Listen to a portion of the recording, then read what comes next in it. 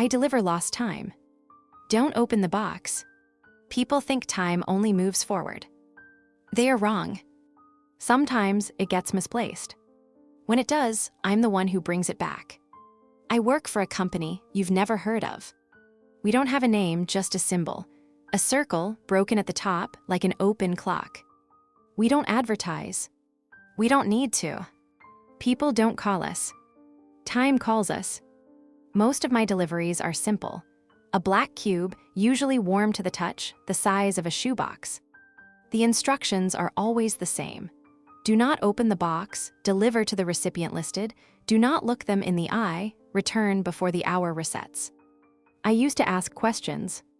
Now I don't. After what happened in Montana. The delivery was marked high sensitivity, rural house, coordinates only. No name.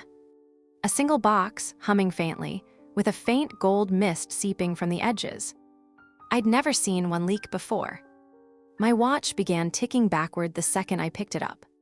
When I arrived, the place looked abandoned, boarded windows, mail piling up. But there was a light in the attic. I rang the bell. No answer.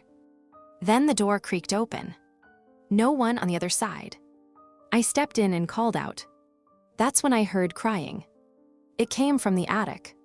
I climbed the narrow stairs, holding the box. The box grew heavier now.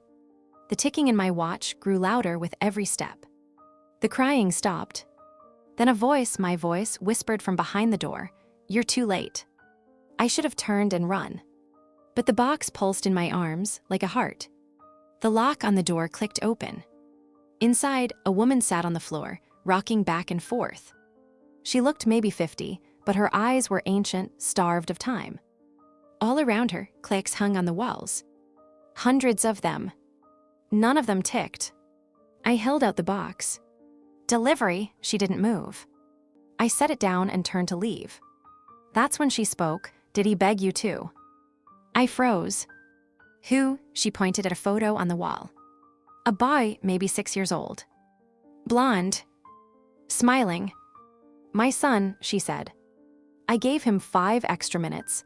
I didn't understand. What do you mean? She stood slowly. He drowned. In 2002. I screamed for help, but no one came.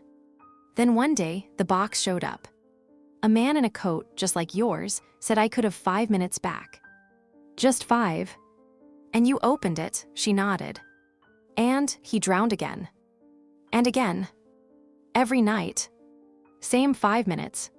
Sometimes he calls for me. Sometimes he laughs.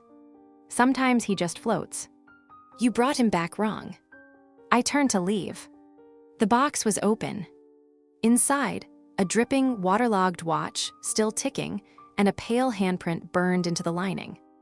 My own hands were soaked. I ran to my car and drove until sunrise. When I got back to headquarters, they wiped my memory. At least they tried. You can't erase time that's already been delivered. Since then, I've seen things no one should. A woman ordered 12 seconds of her dead husband's breath. A boy wanted to hear his dog bark again. A man paid to relive the moment before he pulled the trigger, every night for years. All of them open the box eventually. They always do. But last night, I delivered one to my old address. My childhood home. There was no name, just a sticky note. Do not open until your mother dies. She died 10 years ago. I called HQ. No answer. I sent the return code. It bounced. The box began to hum. I tried to throw it out. Bury it. Burn it. It always comes back. Waiting. Sometimes I hear voices from inside. My mother's mostly. Sometimes mine. Laughing. Screaming. Begging. I haven't opened it. But I will. I have to. Because last night, I heard a new voice. One I haven't heard in decades. My brother's. He died when we were kids. Fell through the ice. I watched it happen. I never forgave myself. He said it wasn't your fault. You didn't let go. I did. He died before I knew that. So now I'm sitting in the dark. The box on my lap. Ticking. I know what they told me. I know the rules. But what if it's not a punishment? What if it's a second chance? What if 5 minutes is enough?